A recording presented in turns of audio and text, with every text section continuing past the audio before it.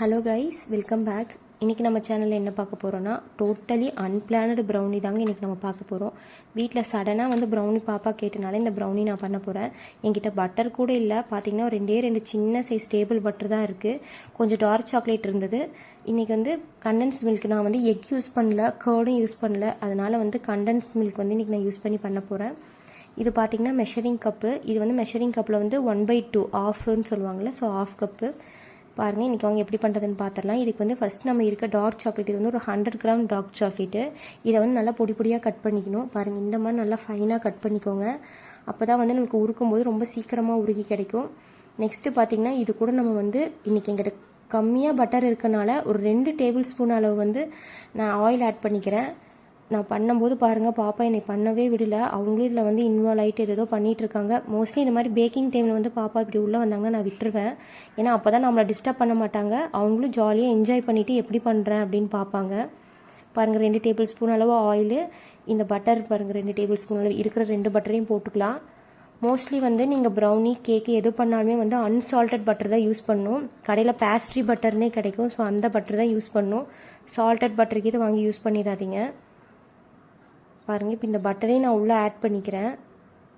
இதெல்லாம் நம்ம double boiling மெத்தடில் இன்றைக்கி நம்ம உருக்கி எடுக்க போகிறோம். கீழே ஒரு பாத்திரத்தில் நல்லா தண்ணி வச்சுட்டு, அந்த தண்ணி நல்லா கொதிக்கும் போது மேலே இந்த பாத்திரத்தை வச்சிங்கன்னா நல்லா நமக்கு உருகிரும்.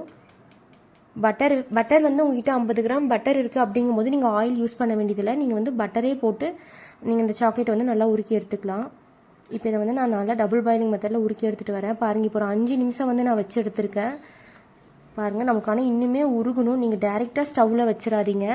கண்டிப்பாக ஒரு பாத்திரத்தில் தண்ணி விட்டு அந்த தண்ணி நல்லா கொதிக்கும் போது அதுக்கு மேலே இந்த பாத்திரத்தை வச்சிங்கன்னா நமக்கு சாக்லேட் நல்லா உருகிரும்.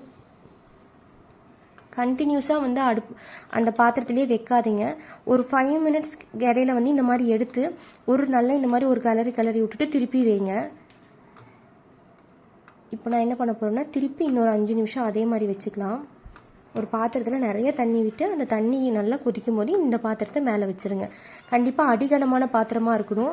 நீங்கள் கண்ணாடி பவுல் யூஸ் பண்ணலாம். கண்ணாடி பவுலும் பார்த்திங்கன்னா நல்லா அடிகனமான ஒரு கண்ணாடி பவுலாக இருக்கணும்.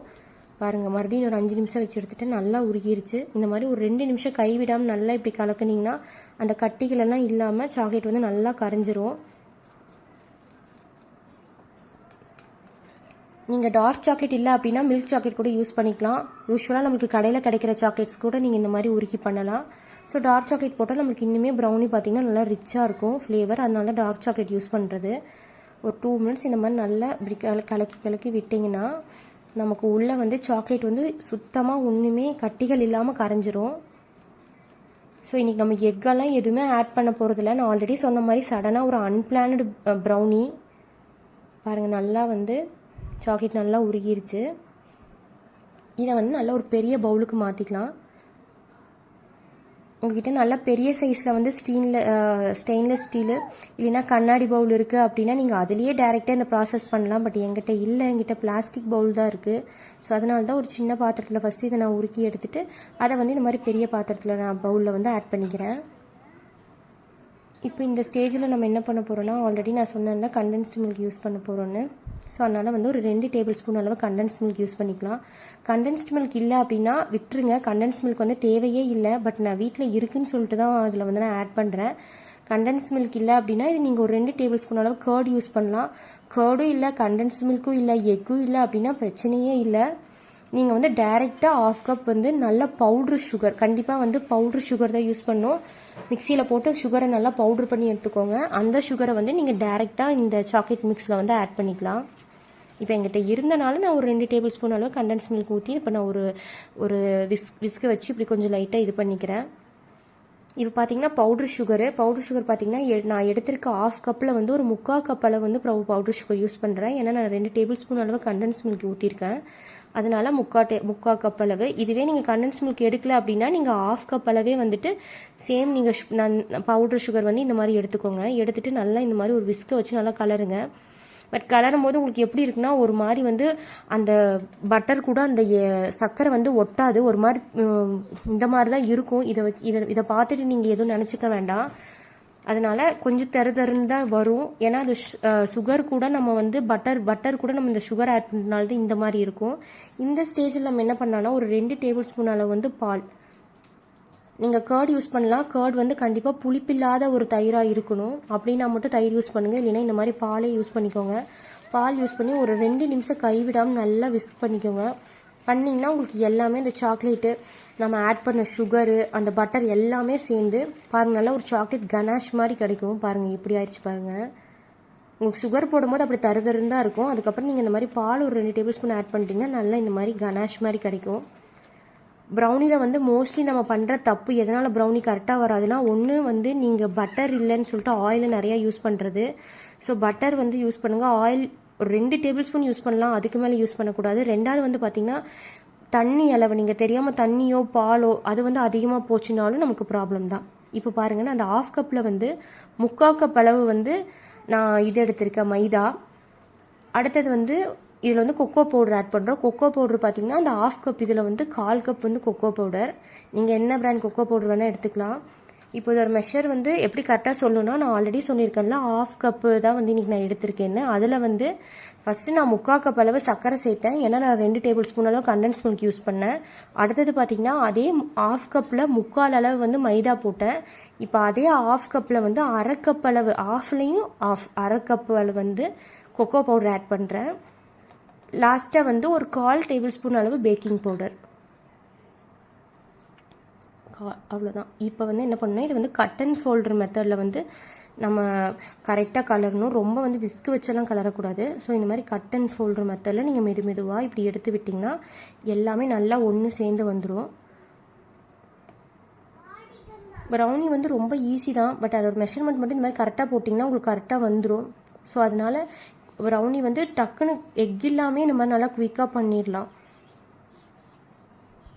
பாருங்கள் இந்த மாதிரி மெதுவாக கட் அண்ட் ஃபோல்டர் மெத்தட். நான் மறுபடியும் பார்த்தீங்கன்னா ஒரே ஒரு டேபிள் ஸ்பூன் அளவு வந்து பால் விட்டுட்டேன். ஏன்னா வந்து எனக்கு ரொம்பவே வந்து நான் எக்கு தயிர் இந்த மாதிரி எதுவுமே சேர்த்தாதனால எனக்கு ரொம்பவே வந்து ட்ரை இன்க்ரீடியன்ட் அந்த மாவு பார்த்திங்கன்னா நிறையா இருந்த மாதிரி இருந்தது. அதனால நான் ஒரே டேபிள் ஸ்பூன் அளவு தான் வந்துட்டு பால் விட்டு இந்த மாதிரி மறுபடியும் கட் அண்ட் ஃபோல்டர் மெத்தடில் இப்படி பண்ணுறேன். தயவு செஞ்சு நீங்கள் வந்து நிறையா தண்ணியோ பாலோ ஏதோ ஆட் பண்ணிடாதீங்க. உங்களுக்கு வந்து ப்ரௌனியோட பேட்டர் பார்த்திங்கன்னா உங்களுக்கு இந்த கன்சிஸ்டன்சி தான் இருக்கணும். உங்களுக்கு வந்து கேக்கு நம்ம பண்ணுற கன்சிஸ்டன்சியில் இருக்கக்கூடாது. நம்ம வந்து ஸ்பேச்சுலால் இப்படி எடுத்து அந்த கேக் டின்னில் போடுற மாதிரி தான் இருக்கணும். ஊத்துற மாதிரி இருக்கக்கூடாது. ஸோ அது மட்டும் ஞாபகம் வச்சுக்கோங்க. அவ்வளோதான். ஆல்ரெடி இப்போ நான் பார்த்தீங்கன்னா நல்லா ஒரு ஸ்கொயர் கேக் டின்னை வந்து நல்லா பட்டர்லாம் தடவி பட்டர் ஷீட் போட்டு வச்சுருக்கேன். ஸோ இதில் வந்து இந்த ப்ரௌனியை ஆட் பண்ணிடலாம். நீங்கள் வந்து ப்ரௌனியை வந்து அவனில் வைக்கலாம். அவனில் வைக்கிற மாதிரி இருந்துச்சுன்னா ஒரு 5 to 10 மினிட்ஸ் வந்து அவனை வந்து ப்ரீ ஹீட் பண்ணிக்கோங்க. 180 டிகிரியில் வந்து அவனை ப்ரீ ஹீட் பண்ணிக்கணும். இன்றைக்கி நான் அவனில் தான் வைக்க போகிறேன். நீங்கள் இல்லை அவன் இல்லை அப்படின்றவங்க என்ன பண்ணலான்னா, ஒரு குக்கரில் வந்து நீங்கள் குக்கரை வந்து ஒரு ஸ்டாண்டு வச்சு குக்கரை வந்து ஒரு 5 மினிட்ஸ் ப்ரீ ஹீட் பண்ணிக்கோங்க லோ ஃப்ளேமில் வச்சு. அதுக்கப்புறம் அந்த குக்கரை ஓப்பன் பண்ணி இந்த ப்ரௌனி போட்டு வச்சுருக்க இந்த கேக் டின்னை வந்து உள்ளே வச்சுருங்க. உள்ளே வச்சுட்டு வெயிட்டோ அதில் வந்து நம்ம மேலே அந்த வெயிட் போடாமல் நீங்கள் லாக் பண்ணிடுங்க. லாக் பண்ணி ஒரு 20 மினிட்ஸ் விட்டுருங்க. விட்டுட்டு ஓப்பன் பண்ணி பார்த்தீங்கன்னா ப்ரௌனி ரெடி ஆகிருக்கும். நீங்கள் குக்கர்லேயும் வைக்கலாம். இல்லைன்னா ஒரு அகலமான பாத்திரம், இட்லி பாத்திரம் மாதிரி நல்லா அகலமான பாத்திரத்துலேயும் கீழே ஸ்டாண்டு வச்சு ஒரு 5 மினிட்ஸ் ப்ரீ ஹீட் பண்ணிவிட்டு இதை எடுத்து உள்ளே வச்சுருங்க. உள்ளே வச்சு நல்லா வந்து ஏர் போகாத அளவுக்கு நல்லா டைட்டாக லாக் பண்ணிடுங்க. இன்றைக்கி நான் வந்து இதில் தான் பண்ண போகிறேன், அவனில் தான் பண்ண போகிறேன். என்னோடய அவன் பார்த்திங்கன்னா ஆல்ரெடி ஒரு 10 மினிட்ஸ் ப்ரீ ஹீட் ஆகிருச்சு. பாருங்கள் இந்த மாதிரி வச்சு நல்லா ஈவனாக ஸ்ப்ரெட் பண்ணிக்கோங்க. ஸோ இப்படி இருந்தால் தான் இதுதான் வந்து ப்ரௌனி பேட்டர். ரொம்ப தண்ணி மாதிரி இருக்கக்கூடாது, போரிங் கன்சிஸ்டன்சி இருக்கக்கூடாது. உங்களுக்கு இந்த மாதிரி நம்ம ஸ்பேச்சுலால் எடுத்து போடுற கன்சிஸ்டன்சியில் தான் இருக்கணும். நல்லா ஈவனாக ஸ்ப்ரெட் பண்ணிக்கோங்க. லாஸ்ட்டாக வந்து இதுக்கு மேலே நீங்கள் வந்து நட்ஸு எது வேணால் யூஸ் பண்ணலாம். ட்ரை இன்க்ரீடியன்ட்ஸ், ட்ரை நட்ஸ் எது வேணால் போடலாம். சாக்கோ சிப்ஸு அந்த மாதிரி. நான் கொஞ்சமாக சாக்கோ சிப்ஸ் வந்து இதுக்கு மேலே வந்து ஆட் பண்ணிக்கிறேன். வால்நட்டு, பாதாம் நீங்கள் எது வேணாலும் இதுக்கு மேலே வந்து நல்லா குட்டி குட்டியாக கட் பண்ணி ஆட் பண்ணிக்கலாம். பாருங்கள் இந்த மாதிரி மேலே வந்து கொஞ்சம் சாக்கோ சிப்ஸ் ஆட் பண்ணிக்கிறேன். ஆட் பண்ணிட்டு நல்லா இப்படி 2 டைம் டேப் பண்ணி எடுத்துகிட்டு என்னோடய அவன் நான் ஆல்ரெடி சொன்ன மாதிரி பாருங்கள் நான் கொஞ்சம் ப்ரீ ஹீட் பண்ணி வச்சுருக்கேன். இதில் வந்து நம்ம ஒரு 20 மினிட்ஸ் வச்சோம்னா நமக்கு ப்ரௌனி ரெடி ஆயிரும். அவன் இல்லை அப்படின்றவங்க நான் சொன்ன மாதிரி ஒரு அகலமான பாத்திரத்தில் ஒரு ஸ்டாண்டு வச்சு ஒரு 5 மினிட்ஸ் ப்ரீ ஹீட் பண்ணிவிட்டு பாருங்கள் 20 மினிட்ஸ் டைமர் வச்சுட்டேன். ப்ரீ ஹீட் பண்ணிவிட்டு அதுக்கு மேலே இந்த ப்ரௌனி வச்சு நல்லா மூடி எடுத்துருங்க. கண்டிப்பாக ரெடி ஆயிரு. பாருங்கள் எனக்கு ப்ரௌனி வந்து 20 மினிட்ஸ் எனக்கு டைம் ஆச்சு, நல்லா ரெடி ஆயிடுச்சு. இப்போ இதை வந்து நம்ம அப்படியே ப்ரௌனி வந்து கொட்டக்கூடாது. அந்த சைடில் இருக்கிற பேப்பரை வந்து அப்படியே ரெண்டையும் தூக்குனிங்கன்னா இந்த மாதிரி அழகாக வந்துடும். ஒரு 2 மினிட்ஸ் கொஞ்சமாக லைட்டாக, அதாவது ரொம்ப ஆறக்கூடாது, கொஞ்சம் வெது வெதுப்பாக இருக்கும்போதே நீங்கள் கட் பண்ணுங்கள். இப்போ நான் வந்து ரொம்ப சூடாக இருக்கும்போதே கட் பண்ணுறேன். ஏன்னா எங்கள் வீட்டில் வந்து ரொம்ப சூடாகவே வந்து ப்ரௌனி சாப்பிட்ணும் அப்படிங்கிறாங்க. பாருங்கள் என்னால் கை கூட வைக்க முடியல, ஏன்னா அவ்வளோ சூடாக இருக்குது. நான் சூடாக இருக்கும்போதே கட் பண்ணிட்டேன். நீங்கள் இன்னும் கொஞ்சம் லைட்டாக ஆற வச்சு கட் பண்ணிங்கன்னா இன்னுமே நல்லா பர்ஃபெக்டாக ஷேப் கிடைக்கும். கட் பண்ணும்போது அந்த கத்தியில் வந்து சாக்லேட் ஒட்டும். ஸோ அதை வந்து கத்தியை வந்து நீங்கள் க்ளீன் பண்ணி தான் கட் பண்ணணும். மேலே வந்து டார்க் சாக்லேட் போட்டிருக்கனால நம்ம கட் பண்ணும்போது கண்டிப்பாக அந்த சாக்லேட்டு உடையும். ஸோ கொஞ்சமாக ஆற விட்டு கட் பண்ணிங்கன்னா உங்களுக்கு கரெக்டாக வந்துடும். அவ்வளோதான். பாருங்கள் என்னோடய ப்ரௌனி வந்து ரொம்ப சூப்பராகவே ரெடி ஆயிடுச்சு.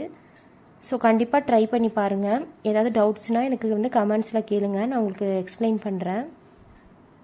இப்போ பாருங்கள் ரொம்ப என்னோடய ப்ரௌனி வந்து ரொம்ப சூடாக இருக்குது, பட் ரொம்ப டெலிசியஸாக இருக்குது. மேலே பாருங்கள் இந்த டார்க் சாக்லேட் வந்து எப்படி ஃபார்ம் ஆயிருக்குன்னு. ஸோ கண்டிப்பாக நீங்களும் இதே மாதிரி ட்ரை பண்ணி பாருங்கள். தேங்க்யூ கைஸ், தேங்க்யூ ஃபார் வாட்சிங்.